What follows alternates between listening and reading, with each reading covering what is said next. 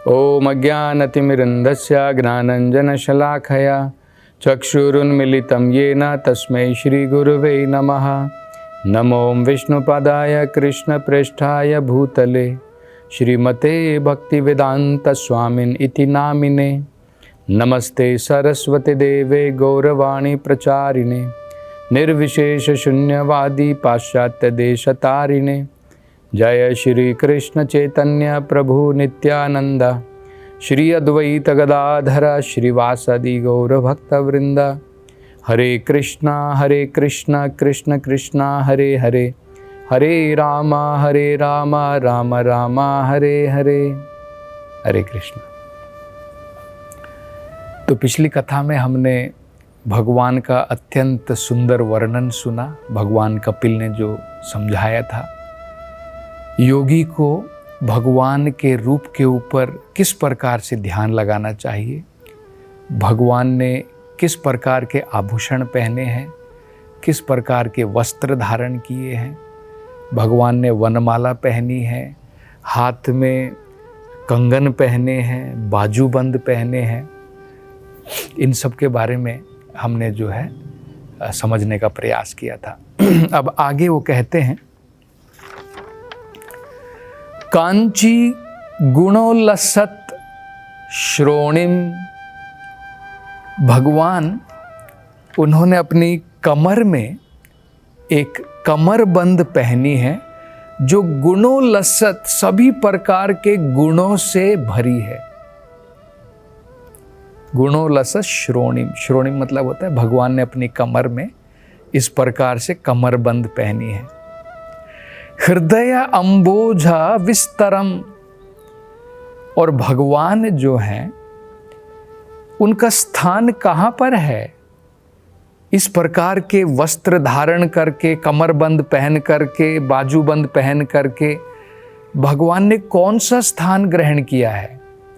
हृदय अंबोजा विस्तरम, अपने भक्त के हृदय में जो अंबोजा, अंबोजा का मतलब होता है जो कमल के समान है। तो ये भी बड़ा महत्वपूर्ण है क्योंकि भगवान तो सबके हृदय में है। भगवान चंडाल के हृदय में भी है, नास्तिक के हृदय में भी है और भक्तों के हृदय में भी है। लेकिन अंतर इतना होता है, जो नास्तिक है उसका हृदय कठोर पत्थर के समान है। अंग्रेजी में हम कहते हैं ना स्टोन हार्टेड, जिसका हृदय कमल की भांति नहीं है, स्टोन पत्थर की भांति है। हमारा हृदय जो होता है कोमल होना चाहिए। जब व्यक्ति किसी की भावनाओं को नहीं समझता है, अनेकों प्रकार के दुष्टता के कार्य करता है, उसके अंदर में कोई दया नहीं है, तब हम क्या कहते हैं? तुम्हारा हृदय पत्थर के बराबर है ना? तो उस प्रकार के हृदय में हम परमात्मा के दर्शन नहीं कर पाएंगे। परमात्मा है लेकिन उनके दर्शन नहीं कर पाएंगे। जब हमारा हृदय एक कमल की भांति कोमल होता है, उस प्रकार के हृदय में भगवान विराजमान होते हैं और हम भगवान के दर्शन कर पाएंगे। तो यही बताया गया है। भगवान कपिल कह रहे हैं कि भगवान का स्थान कहाँ पर है? तो योगी जो है हृदय अंबोजा, भक्तों के हृदय के अंदर में जो कमल के बराबर है, वहाँ पर भगवान का वास जो है देख सकते हैं। और भगवान का दर्शन किस प्रकार का होता है? वो कहते हैं दर्शनीयतमम। दर्शनीयतमम मतलब इतना भगवान का दर्शन इतना दर्शनीय है कि भक्त जो है अपनी आंखें भगवान के दर्शन को छोड़ करके दूसरी जगह नहीं लगा सकता है। अंग्रेजी में आपने ये सुना होगा, सुपरलेटिव डिग्री कहते हैं। जैसे गुड हो गया, उससे गुड मतलब अच्छा, बेटर हो गया थोड़ा बेहतर, और बेस्ट हो गया सबसे बढ़िया। तो सुपरलेटिव जो टर्म होती है संस्कृत में उसे कहते हैं उत्तमम। उद्गता तमा, जो तम से, अंधकार से बिल्कुल ऊपर है, सबसे उत्तम कहते हैं। तो दर्शनीय उत्तमम, दर्शन में भगवान जो है इतने सुंदर हैं कि उनके दर्शन सबसे उत्तम है। तो ये भी जो है बड़ा महत्वपूर्ण है। हमें समझना है इस भौतिक संसार में हम किसी की सुंदरता के ऊपर मुग्ध हो जाते हैं, लेकिन थोड़े समय के पश्चात हम ऊब जाते हैं और बाद में दूसरी सुंदरता देखनी प्रारंभ करते हैं। हम पहले किसी की सुंदरता की तरफ आकर्षित होते हैं, हो सकता है उससे बाद में हम विवाह कर लें, लेकिन उसके बाद में हम फिर दूसरी सुंदरताओं को देखते हैं। ये भौतिक संसार है, क्योंकि किसी भी प्रकार की सुंदरता हमें वो संतुष्टि प्रदान नहीं करती है। हम सबने पहले जब हम भगवान के साथ वैकुंठ लोक में थे, गोलोक वृंदावन धाम में थे, भगवान के दर्शन हमने उस प्रकार से किए हैं। तो इसलिए इस भौतिक संसार की कोई भी सुंदरता हमें संतुष्टि नहीं देती है। क्या आपको पता है कि महाराज परीक्षित का नाम परीक्षित क्यों पड़ा?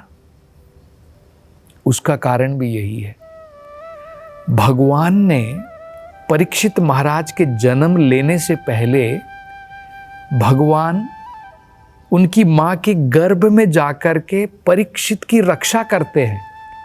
अश्वत्थामा ने उत्तरा के गर्भ में जो महाराज परीक्षित जो वहां पर थे, उनको मारने के लिए ब्रह्मास्त्र छोड़ा था। तो भगवान ने तुरंत उनके गर्भ में जा करके भगवान ने परीक्षित महाराज को दर्शन दिए और उनकी ब्रह्मास्त्र से रक्षा की। तो जब परीक्षित महाराज ने गर्भ में भगवान के दर्शन किए, उन्हीं भगवान को सारी जिंदगी वो ढूंढते रहे, इसलिए परीक्षा करते रहे, क्या ये व्यक्ति था जिनके मैंने दर्शन किए थे, क्या ये व्यक्ति था? तो उसे परीक्षा कहते हैं, इसलिए उनका नाम परीक्षित पड़ा। तो ये भगवान की जो है अतुलनीय सुंदरता है। इस भौतिक संसार में जितनी भी हम सुंदरताएं देखते हैं, वो भगवान की एक कण के बराबर सुंदरता है। कमनीय कोटि विशेष शोभम, ब्रह्म संहिता में ब्रह्मा जी कहते हैं कंदर्प, कंदर्प का मतलब होता है कामदेव। कोटि, करोड़ों कामदेव भी अगर भगवान की सुंदरता के साथ में तुलना करने के लिए आ जाएं, उनका कोई तुलना नहीं, कोई मैच नहीं है। कंदर्प कोटि कमनीय विशेष शोभम, इस प्रकार से भगवान की सुंदरता है। तो ये भगवान कपिल जो है यहाँ पर बता रहे हैं, उसी प्रकार का जो है वो प्रयोग कर रहे हैं शब्द का, दर्शनीयतमम, कि भगवान इतने सुंदर हैं देखने में कि योगी जो है अपनी आंखें भगवान से नहीं हटा सकता है। आगे वो कहते हैं शांतम मनोनयन वर्धनम, भगवान के इस प्रकार के सुंदर और शांत स्वरूप को देख करके भक्त की उनके मन और उनके नयन, मनोनयन वर्धनम, उनकी प्रसन्नता, मन की प्रसन्नता और आंखों की प्रसन्नता बढ़ती चली जाती है। जैसे जैसे हम भगवान के दर्शन करते हैं, इस सुंदर रूप के दर्शन करेंगे, मन की प्रसन्नता और आँखों की प्रसन्नता बढ़ती चली जाएगी। इस भौतिक संसार में क्या है, थोड़ी देर के बाद में हमें जो है बस, और फिर दूसरी चीज़ों के पीछे भागते हैं।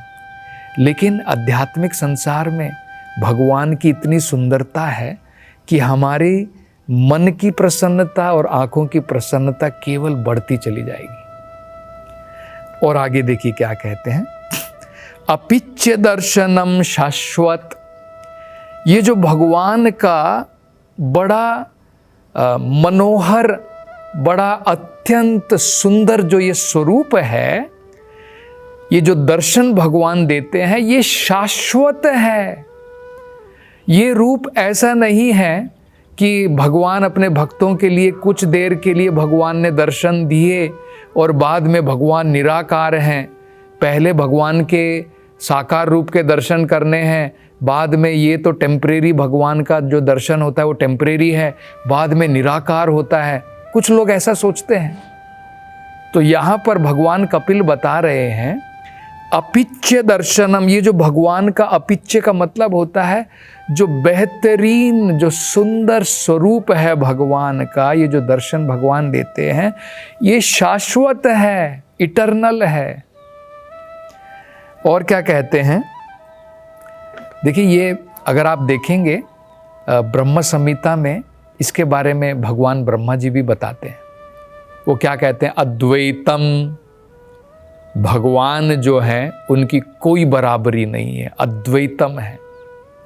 अद्वैतम, भगवान के असंख्य रूप भी रहे लेकिन फिर भी भगवान एक है, इसलिए भगवान को अद्वैतम कहते हैं। तो अद्वैतम अच्युतम, अच्युतम का मतलब होता है, भगवान का नाम अच्युत क्यों है? भक्त लोग जब अपना गोत्र बताते हैं तो कहते हैं मैं अच्युत गोत्र से हूँ। अच्युत का मतलब होता है जो अपने स्थान से कभी नहीं गिरता है। तो भगवान हमेशा भगवान ही रहते हैं। वो अर्जुन के प्रेम के द्वारा सारथी क्यों ना बन जाएं, सेवक के रूप में क्यों ना कार्य करें, लेकिन फिर भी अच्युता है। इसलिए भगवान, अर्जुन जो है, जब भगवान को सारथी बनने के लिए कहते हैं तो भगवान को कहते हैं रथम स्थाप्य में अच्युता। हे भगवान, मैं आपको सारथी बनने के लिए कह रहा हूँ, मैं आपको ऑर्डर दे रहा हूँ, लेकिन आप तो अच्युत हैं। आपकी पोजीशन, आपका स्थान चेंज नहीं होता है, आप फिर भी पूजनीय हैं, आप फिर भी भगवान हैं। ऐसा नहीं कि अब मैं भगवान बन गया, आप दास बन गए हैं। प्रेम के द्वारा अपने भक्त के लिए आप भक्त वत्सल हैं, इसलिए आप जो हैं भक्त की सेवा के रूप में उनके सारथी भी बन जाते हैं। तो इसलिए कहा है अद्वैतम अच्युतम। और क्या कहते हैं, अनादिम, भगवान का उनकी कोई आदि नहीं है, उनकी कोई बिगिनिंग नहीं है। हमारा सबका जन्म होता है एक दिन, मरण एक दिन हो जाता है, हमारी शुरुआत है और अंत होता है, लेकिन भगवान का, उनकी कोई शुरुआत नहीं है, अनादिम। और क्या है, अनंत रूपम, भगवान के असंख्य रूप हैं, अनंत रूपम। नरसिम्हा का रूप है, वराह का रूप है, मत्स्य का रूप है, भगवान के अनेकों अवतार हैं, राम का है। तो इस प्रकार से है। आद्यम, आद्यम का मतलब होता है जिनका कोई आदि कोई अंत नहीं। पुराणम, और सबसे पहले हैं, पुराणम पुरुषम, और भगवान पुरुष हैं, भगवान का स्वरूप है, भगवान निराकार नहीं है। पुराण पुरुषम। अब कोई, अगर हम कहते हैं कि कोई बहुत पुराना व्यक्ति है तो हम लोग सोचेंगे कि भाई वो बुढ़ा हो गया होगा, वृद्ध हो गया होगा, उसके अभी सफ़ेद बाल होंगे, सफ़ेद दाढ़ी होगी। तो कई बार आपने देखा होगा कि लोग जो हैं इस प्रकार से भगवान की पिक्चर बनाते कि भगवान सबसे पुराना पुरुष है, तो भगवान की सफ़ेद बाल दिखाते हैं और दाढ़ी दिखाते हैं। लेकिन ब्रह्मा जी क्या बोल रहे हैं, देखिए ब्रह्मा जी कह रहे हैं पुराण पुरुषम नव यौवनम च, सबसे पुराने पुरुष हैं लेकिन फिर भी भगवान नव यौवनम च, हमेशा नव युवक हैं। इसलिए आपने कभी भी नहीं देखा होगा भगवान जब अपनी लीला कर रहे थे, भौतिक संसार में भी, वृंदावन में जब भगवान अपनी लीला रचा रहे थे, भगवान की 16,000 पत्नियां थी, उनके पुत्र थे और उनके भी पुत्र थे, मतलब भगवान के पोते भी थे, लेकिन फिर भी भगवान जो है हमेशा नवयौवन थे। हमने तो कभी वेदों में भी नहीं देखा, भगवत गीता में, भागवत में कहीं पर भी डिस्क्रिप्शन नहीं दी है कि भगवान के भी बाल सफ़ेद होते हैं। तो ये नवयौवनम च ये बताया गया है। तो इसलिए भगवान का जो दर्शन है, जो रूप है, वो शाश्वत है, इसलिए कहते हैं वो अपिच्य दर्शनम शाश्वत। और आगे क्या कहते हैं, वो कहते हैं सर्वलोक नमस्कृतम, मतलब बहुत सारे लोक हैं भौतिक संसार में भी, इतने ब्रह्मांड हैं कि हम उसको गिन नहीं सकते हैं। ये जो हम जिस ब्रह्मांड में, जिस यूनिवर्स में हम रह रहे हैं, वो एक छोटा सा यूनिवर्स है, एक छोटा सा ब्रह्मांड है। ब्रह्म संहिता में बताया है कि भगवान के श्वास लेने से असंख्य ब्रह्मांड प्रकट होते हैं, असंख्य ब्रह्मांड। और ये मस्टर्ड सीड, जो शाश्वे का जो दाना होता है, उसके बराबर है ये छोटा सा ब्रह्मांड। तो इन ब्रह्मांडों के अंदर में जितने भी लोग रहते हैं, इस भौतिक संसार में एक ब्रह्मांड है, इतने लोक हैं, और आध्यात्मिक संसार में बहुत सारे वैकुंठ लोक हैं। सबके लिए भगवान पूजनीय है। नमस्कृतम सर्वलोक नमस्कृतम, जितने भी लोक हैं, वहाँ पर जितने भी लोग रहते हैं, सबके लिए भगवान पूजनीय है। तो ये भी जो है भगवान कपिल बता रहे हैं। और क्या है, वयसी केशोरा, भगवान की वयसी, वयसी का मतलब है उनकी उम्र कैसी दिखाई देती है, हमेशा एक किशोर के बराबर दिखाई देती है। वयसी केशोरा भृत्य अनुग्रह कातरम, और हमेशा भगवान जो है उनका इतना जो ये मधुर स्वरूप है, इस मधुर स्वरूप के द्वारा हमेशा भगवान बड़े आतुर हैं अपने भक्तों के ऊपर दया करने के लिए। अनुग्रह कातरम, भगवान हमेशा बड़े आतुर हैं अपने भक्तों के ऊपर। भृत्या का मतलब होता है अपने भक्त, अपने सेवकों के ऊपर अनुग्रह करने के लिए भगवान बड़े आतुर हैं। तो ये भी बड़ा सुंदर वर्णन है। अब आगे भगवान कपिल क्या वर्णन करेंगे, उसकी चर्चा हम अगली कथा में करेंगे। हरे कृष्ण।